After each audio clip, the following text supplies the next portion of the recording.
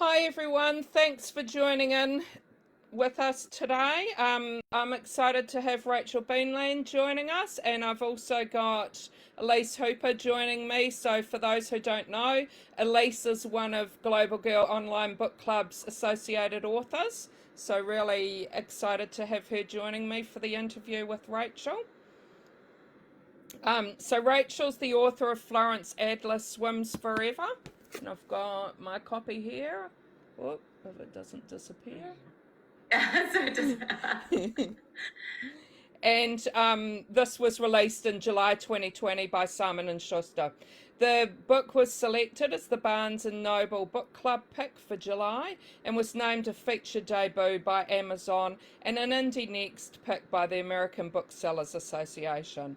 It was also named a New York Times Editor's Choice and one of the best books of 2020 by US Today, and was recently recognized with the 2020 National Jewish Book Award for Debut Fiction. Rachel received her MFA in fiction from Virginia Commonwealth University and lives in Richmond, Virginia, where she is at work on her second novel. So thanks so much, both to Rachel and Elise, for joining me. I'm so happy you are having me. I'm thrilled to be in conversation with Elise, and yeah, thanks. Yeah, this is great. Thanks, Jackie. Thanks for having us. Thanks. And wondering, Rachel, if you want to start off by telling us a bit about Florence Adler Swims Forever. Yeah, I would love to. So as you mentioned, Florence Adler is my debut novel, Florence Adler Swims Forever. It's set in 1934 Atlantic City. Atlantic City's in New Jersey. And it follows the Adler family, who are a Jewish family. There are two daughters, Florence and Fanny, who are adults, but new adults. Fanny is 27, Florence is 20. And at the beginning of the summer, Florence comes home from college. She is intent on swimming the English Channel by the end of the summer. And she actually tragically drowns on a training swim very early in the book. I'm not giving anything away to tell you that. But the story is really about what happens to the family that summer after she has died. Her sister Fanny is in the hospital on bed rest. She's lost a baby the previous summer. And the family makes the decision not to tell her that her sister has died. They believe it will be too risky for the pregnancy. And so, the secret is kind of the decision to keep the secret is really spearheaded by the matriarch of the family, Esther. But everyone goes along with it, whether they kind of want to or not. And what we read, over the course of 320 pages is what happens as a result of keeping that secret. Elise, did I do a decent job of explaining it? Oh, yeah, definitely. All right, great. Something I would add is that it's based on your family history. I love that part of the story. Yeah, so that's always like the next kind of piece is that, it's based on a true story. And a lot of people are surprised when they get to the end. There's an author's note, and I would urge you, do not skip ahead and read the author's note first, because it will kind of spoil a few things. But yeah, we tucked it in there, and I love it when readers, are kind of halfway through the book, and I'll get these messages. They're like, "Wow, this is a really crazy premise," and you're like, "It's true." It's been fun. But yeah, when my grandmother was a little girl, she was on the beach in Atlantic City. She grew up in Atlantic City, and was on the beach when her aunt did drown. Her aunt Florence was a champion swimmer, and she was training to swim the English Channel. And she died on the 3rd of July, 1929. So I moved the book forward in time a little bit for a few reasons, but that was the kernel of truth that kind of started the whole thing. And why I was always fascinated with the story. I knew the story for, I'd known it for years.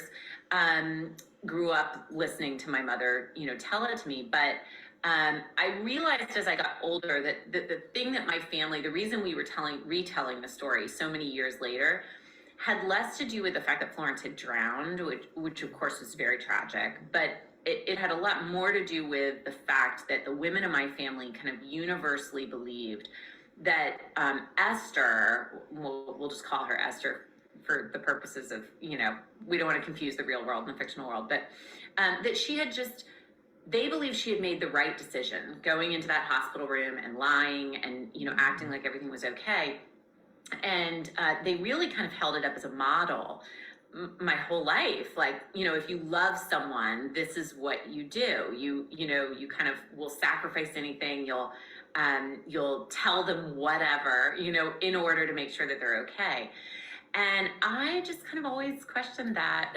I always thought maybe, and it's because I grew up in a time of more transparency, in part. And I thought, is that the best policy? And so I think in part, I wrote the novel as a way to get to the bottom of whether I thought my great-great-grandmother had kind of done the right thing. So, That's interesting you answer that question. I had wondered if there was any dissent within the family about that decision. And so it sounds like you've been the only squeaky wheel, maybe. Yeah, I was. And I think that it's funny.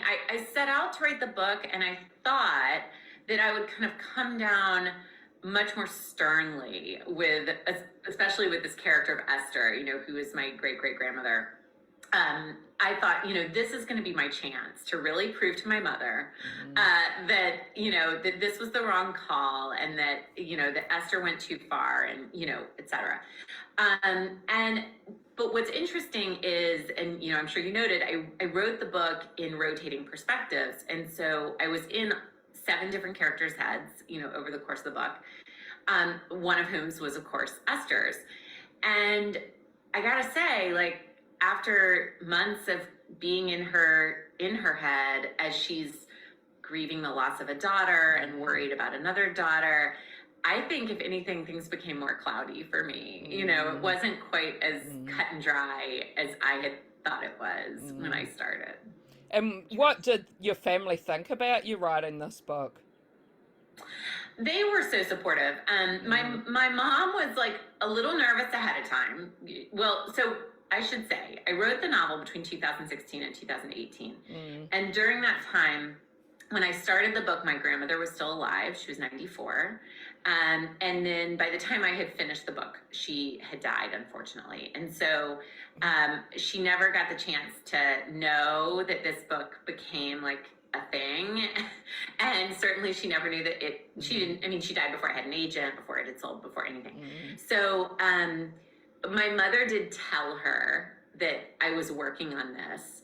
And it's a real testament to my mom's kind of belief that the book would become something big, because my grandmother was getting sick and my mom was down there caring for her. And I remember my mom calling me and saying, I have to tell Nani that you're working on this book. Like, I can't let her die and not know that you're doing this. And, if she had known that it was always going to be a Word document on my computer, I'm sure she would have not felt that urgency. But I think she really believed it would be a real book. So it was very sweet. She did tell her. And my grandmother, who's a real mensch, was like, why would anyone be interested in that? My grandmother's just like, she's just funny. And she's like, why would that be something people would be interested in? But so my mom was great. I mean, once the book sold, she was so excited, but I had let her read it way earlier. And, partly I just wanted her edits and her feedback. And, she is one generation closer to, of course, everything that was happening.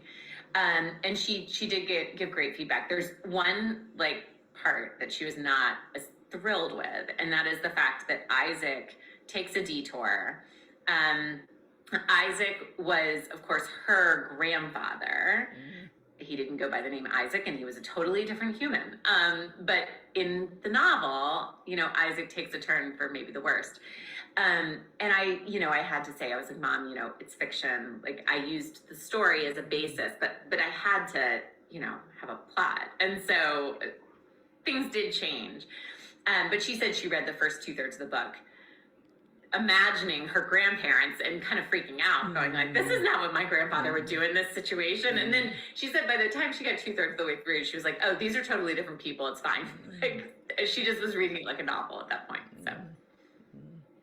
So you do cover 7 different characters. You do a lot of sort of head traveling in this. What was that like? I've never tried so many characters at once. Tell me what that experience was like. I mean, I can't say that I recommend it, but you know, it's kind of like beginner's luck. Like I didn't know better. Like I can remember I had a conversation, and I mentioned this in the acknowledgments of the book, but I was at Breadloaf, and was lucky enough to be in a workshop with Ann Hood.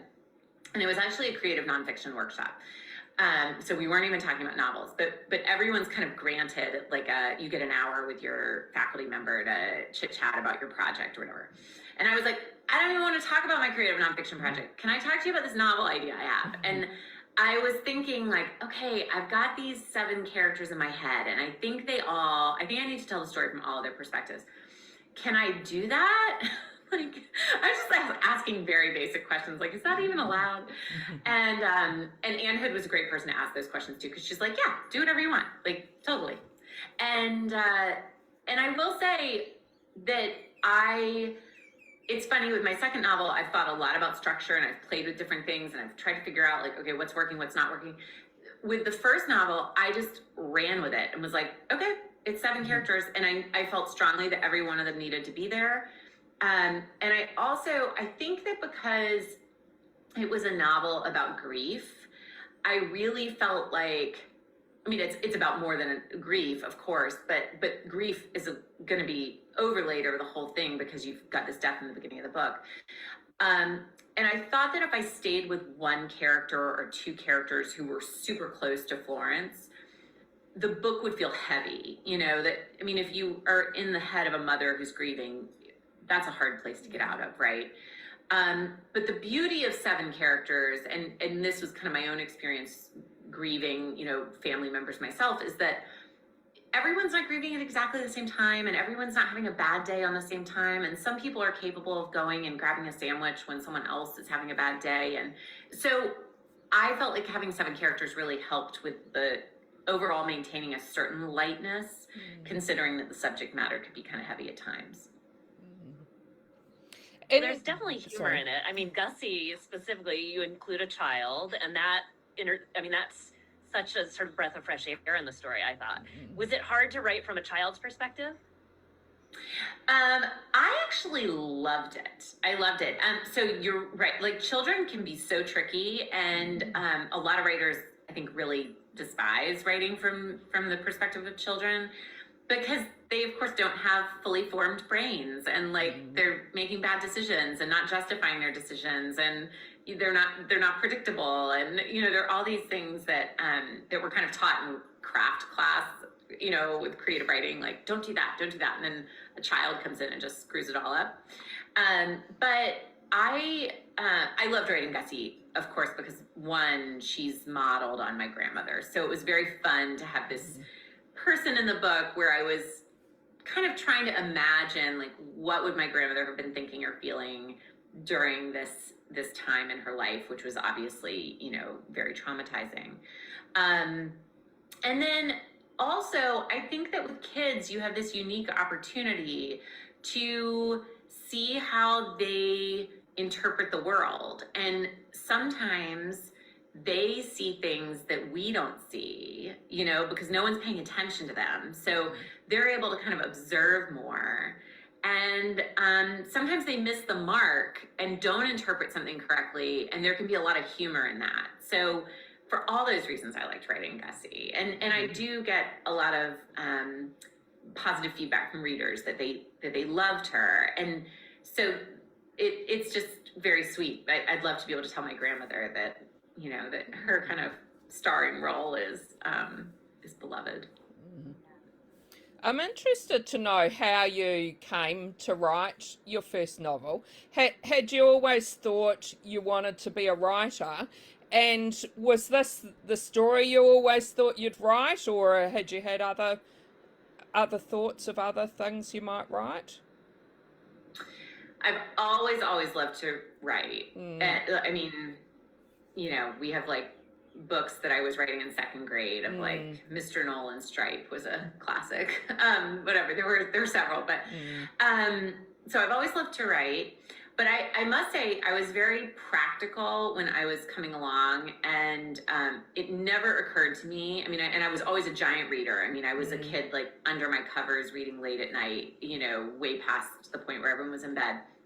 But it never occurred to me that I could just decide to become a novelist. And, or, you know, it didn't even occur to me that I could study creative writing in college. Like, I don't know why, because I was studying journalism, which was useful, but art history was not particularly useful. But it still seemed like another level to walk down, you know, across campus to creative writing. Like that just didn't cross my mind. And then, but even as soon as I graduated from college, I was always writing something. And in fact, I did try writing a novel very early after college. I think I got 40 pages in or something. I was in a little workshop critique group at the public library and was just trying to figure out, what do I like, I'm not going to stop writing just because I graduated from college. Like, what do I do? And it took me a long time to figure it out. I had a career in public relations. I worked, you know, for about 15 years for various nonprofits and state agencies and all kinds of places. And I was always writing in those jobs, and that's why I went with that kind of career. But I never felt really satisfied with it. I always felt like, no, I should be writing something else. And I think one thing that helped me kind of finally figure it out was honestly, my dad died when I was 29, and he had always really believed like I was going to be a novelist or something. Like, you know, he would always say like, you should be, don't write that, write this, like write a novel. And I just thought like, okay, well, what am I waiting for? I guess I should start writing stuff, you know? And so I had a couple false starts and with various projects, in fact, creative nonfiction primarily. And then I was in my mid 30s and I was like, it's time. I have to do this. Like, what am I doing? You know, can't let grass grow. So, and this was the story that just had always been there. You know, it was like the story that was such a deep kind of part of my psyche. And I also think that I was starting to see the ways that the story had influenced the next generation. Like there were things, we had always kind of had this thing in my family where we wouldn't tell my grandparents things because my mother felt strongly that it was like, well, look, you know, Esther did such a good job of hiding this from Fanny that, you know, we need to kick it up a notch and we'll kind of protect your grandparents. So there was a long list of stuff we didn't tell my grandparents. And as I was in my mid 30s, you know, I had young kids, my siblings were starting to have kids, and we started to not tell my mom stuff. And again, it was the same thing. It was like, hey, this is happening, but don't tell mom. I don't want her to worry. And I just thought, this has got to stop. Like, you know, my mom was like a healthy, young, you know, woman and totally capable of bearing bad news, you know, and being like just immersed in the family. And I thought like, I got to explore this more. I wanted to get to the bottom of it. Has your family had discussions since your books come out? I mean, has there been more of a discussion about transparency? Do you feel like maybe the book is changing some family patterns or? Yeah, no, I do think that we have gotten a little bit better about, and sometimes we'll kind of say like, Mom, do you want to know this? Do you not want to know this? Or, you know, we'll like test the waters. And sometimes she's like, no, I don't want to know that. Like, don't fill me in. But, you know, and I'm sure I'm one of 4 siblings, so we all kind of navigate the waters a little differently, of course. But I certainly veer towards, you know, telling her things early as opposed to waiting. But I'm nothing compared to like, say, my husband and his my in-laws, his parents, they will share everything really early. Like as soon as anything's a thing, it's like everybody knows. So I think families are different, and every family kind of does it a little bit differently. But I think at the very least, my family is now aware of when we are doing it, and that's really, you know, half the battle, right? Yeah. And have you got any other family stories that you're wanting to share in any future books? My mom's like, could the next one not be about the family? The next story that the next novel that I am working on right now is based on a true story. It's not based on a family story, but it's based on a story that takes place in Richmond, Virginia, where I live, or it took place in Richmond, Virginia, where I live. There was a very bad theater fire that took place in 1811 in Richmond, and a lot of people died in it. A lot of women died in it. And so I'm kind of looking at, again, it's another aftermath story. It's another story about grief.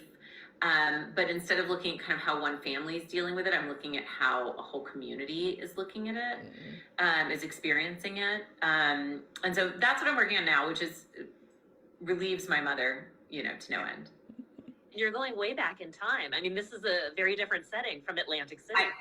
I know. A lot of people ask, like, are you going to do another book in Atlantic City? What's going on? And I think, Atlantic City continues to be an interesting place for decades to come. This book is set in 34, and it continues to really have a significant place in, like, the American spotlight for, several decades. But yeah, so who knows? Maybe at some point I'll revisit the Adler family.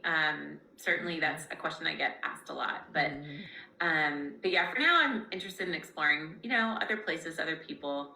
1811 is early. I think I thought I was really good at research with Florence Adler. Like, I did my homework. I knew what I was doing, writing, about this place that I wasn't very familiar with. But 1811 is a different level of research. So all that handwriting, and it takes a long time, just practically speaking, to read some of those really, those primary sources. It does. And I'm wondering about reader feedback. Have you had people contacting you and saying they had maybe similar things happen in their family, or it's brought up things in their family? Yeah, no, I hear from people a lot who say, even similar things to this, where it's like, oh yeah, in my family we hid this death from, my grandmother, my this, my that. Cancer diagnoses, adoptions, all of the, like, pick a life event, and families have been divorces, people. It's funny, after writing a novel like this, people feel like, oh, well, you've just shared a big family secret. Let me share mine, So I do hear from people. And then I also hear from people who say, this is totally bonkers. In my family, we would never hide a secret like this. And I think that's so nice for you. But yeah, the reader feedback has been great. And what's been the most fun is hearing from people who either are from Atlantic City or grew up vacationing in Atlantic City. The number of people I've met who've said that their parents or grandparents honeymooned in Atlantic City. It was like a big honeymoon destination in the 50s and 60s. And there are just some really lovely stories that have come out. And there's nothing like, and Elise, I'm sure you've had this experience too, of hearing from readers who say, I was alive then, or my mother was alive then, and basically, like, whatever you've written matches entirely with what we experienced, or, you got it all right. And that is extremely rewarding as a novelist, because you're like, I'm not a historian, like, but I tried, Yeah, it's cool. Did you learn anything while working on this first book that you feel like has proven to be such an asset while starting the second one? Writing the first one, I wrote it while I was working full time. And so I had to be extremely diligent with just carving out the time. And so I would write it early in the morning before I went to work. I was writing from 4:30 to 7 a.m. And the one thing that really did teach me is, like, you have to put your butt in the chair, and you've got to do it every day. I was doing it Saturday and Sunday too. I would steal time when I could from, skip the kid's birthday party that, my husband could take someone to, and then hide in the car writing or whatever. But yeah, you've got to, like, just carve out the time every day. So that was a big lesson learned, and has helped me tremendously. Even in the middle of the pandemic, when I was working on my next book, I think it was like the end of March before we, like, kicked a kid out of a bedroom, moved them, like we did like the rearranging of bedrooms so that I could get an office, which I'd never had before, so that I could go lock myself away and write every day while my house was full of people, you know. So the writing every day has been really critical. One of the things I did with Florence Adler that I'm not doing with my next book, but that I wish I were doing with my next book, is writing from front to back. Like, I wish I were just writing straight through, but I am not. Do you write straight through? Well, that's a funny question. Yes and no, I'll say. It depends which version. I tend to find myself writing 3 big writes. You know, every book gets rewritten about 3 times by me completely.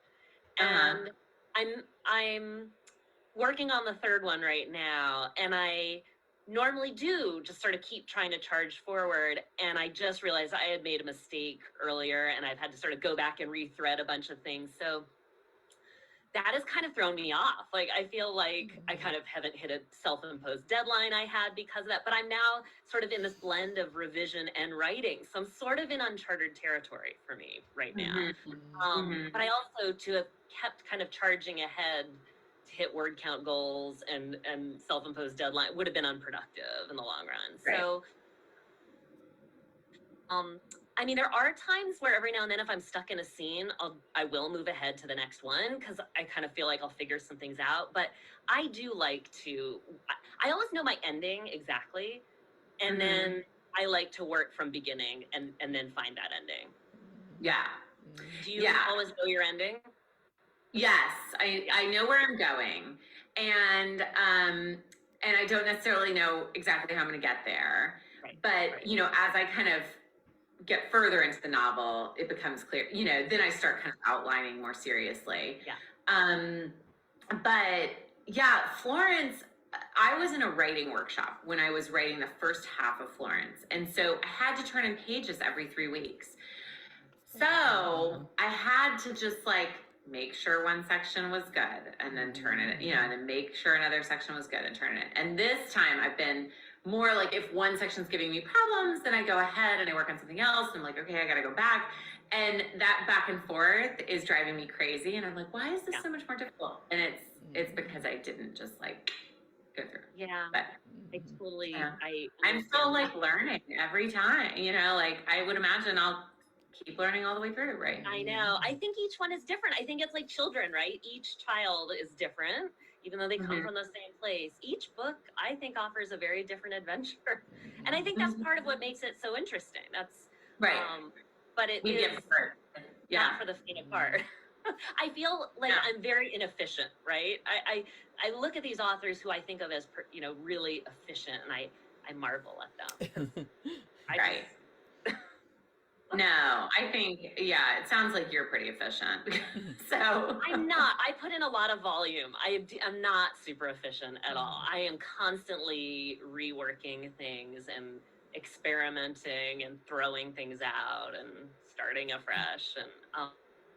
And and this rewriting from start. I don't read the past draft I've written. I just kind of start writing a new version. And I think for me that's helpful. But I have other friends I tell that to, and I mean, everyone also works so differently. So I love hearing how different authors approach. I can see the benefit of just throwing it out and starting again from the standpoint that like sometimes like I have passages I love that I'm trying to figure out like, oh, how do I fit this in? And at a certain point you're just like, I'm trying to shove something in where it doesn't belong. And so it's useless to me and I need to do the thing I need to do. Like, whatever it is. Right. I know. So there are no easy shortcuts.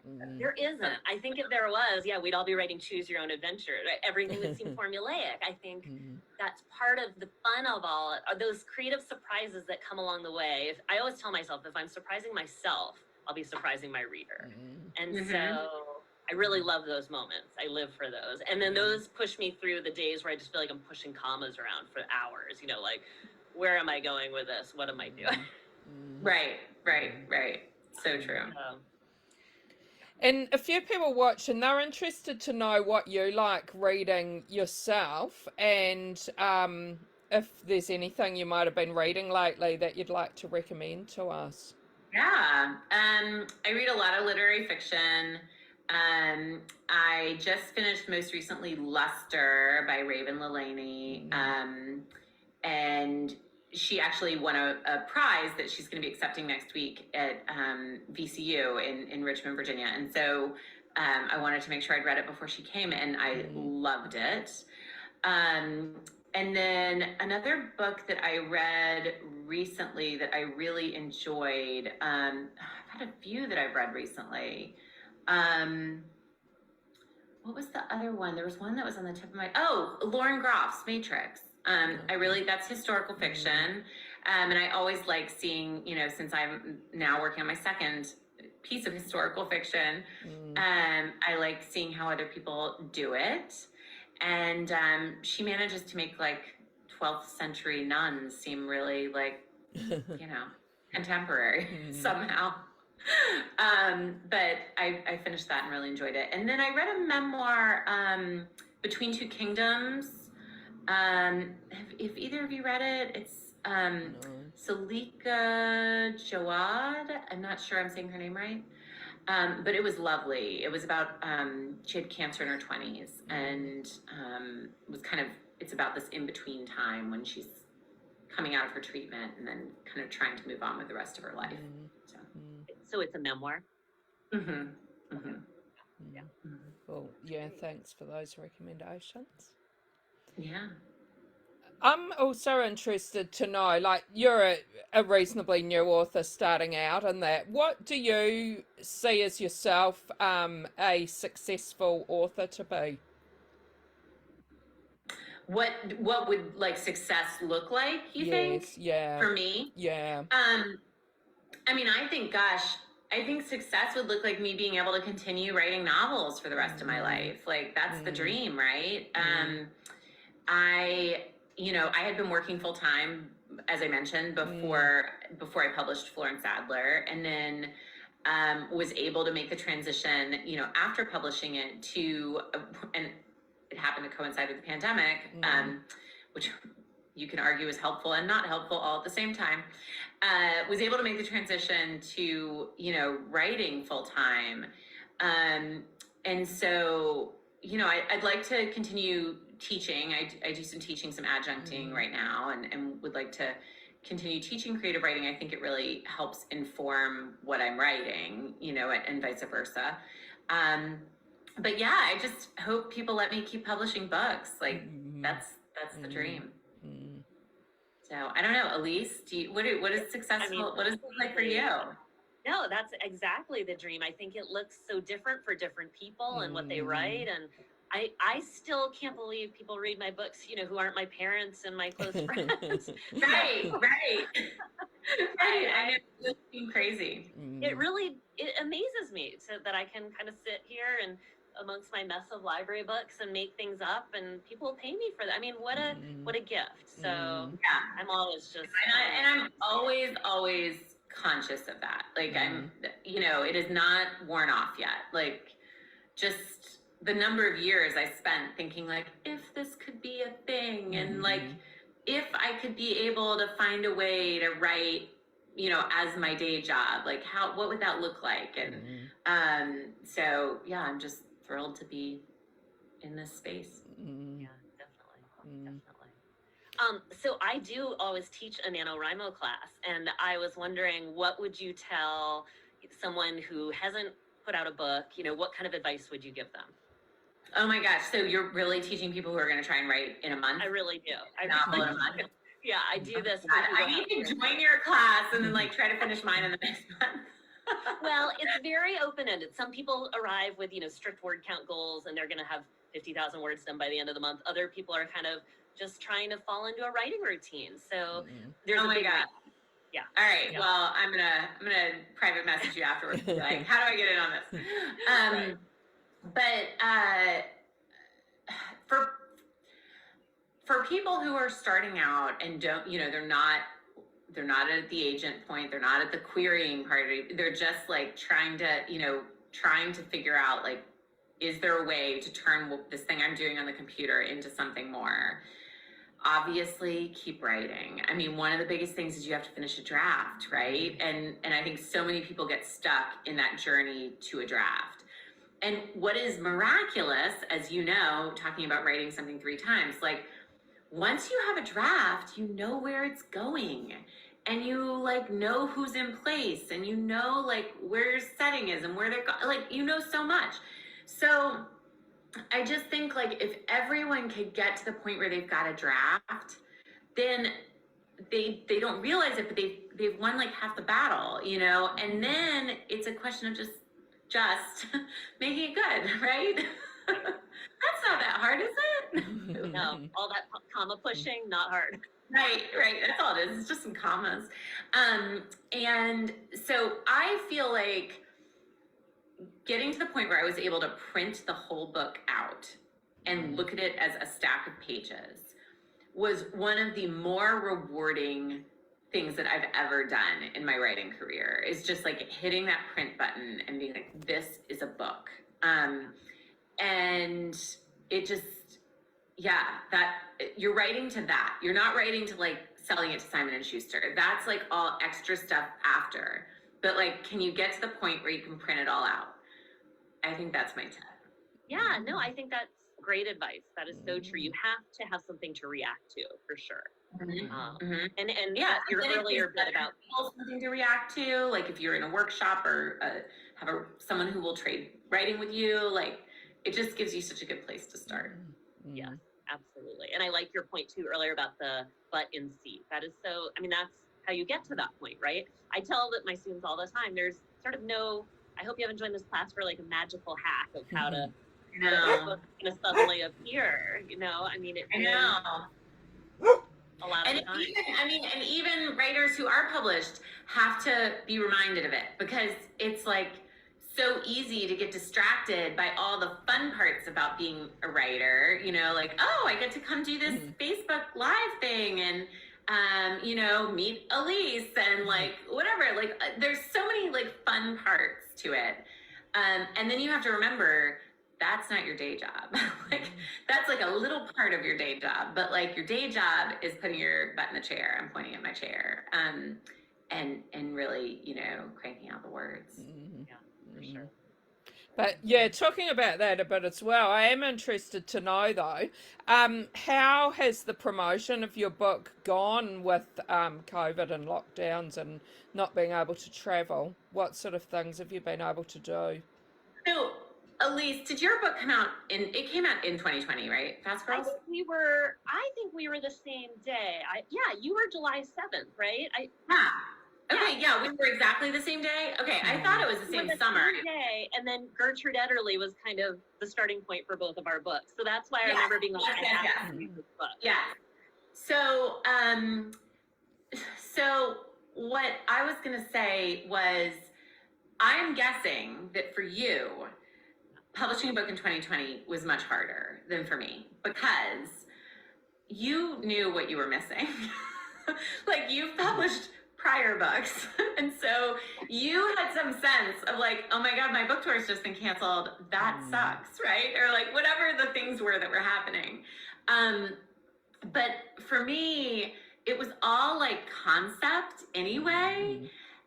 And I mean, obviously it's not fun that my debut novel came out in the middle of a pandemic and I didn't do a book tour and I didn't do all this stuff, but I don't know what I'm missing. Like, I have no idea. So I'm sure when the next book comes out, and knock on wood, we're like out of our houses, then I will realize like how much I lost out on last summer. But I just don't know. You don't know what you don't know, right?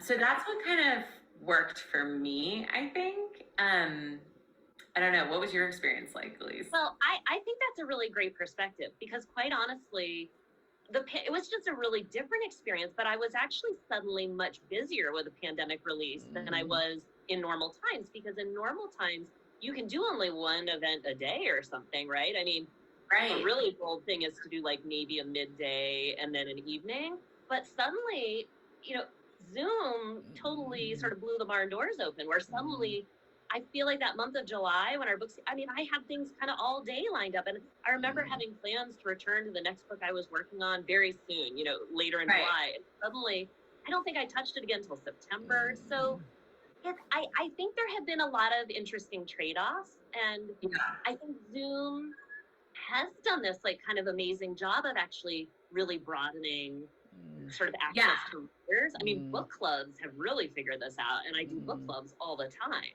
And so I think a lot of really great things will stay, you know, Zoom and access to book clubs. And then those things that we do miss, the sort of getting to go talk to people and really, you know, sitting shoulder to shoulder with other readers and writers too.